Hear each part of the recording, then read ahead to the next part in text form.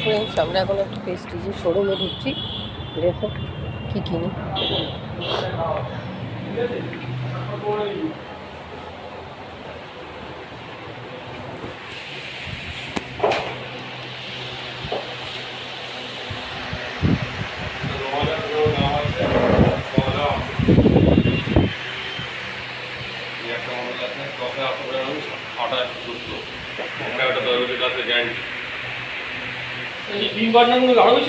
সরে দাঁড়া।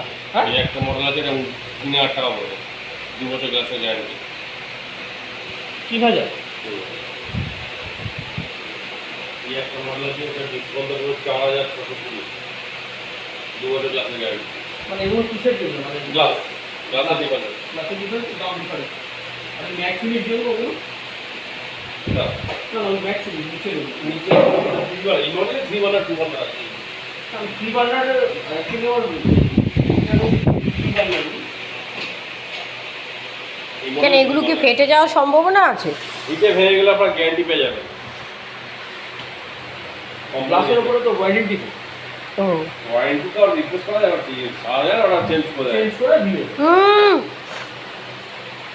এই বিমানটা পড়ছে আপনার 6000 টাকা করে। আর 300 এর দাম কি আছে? এর থেকে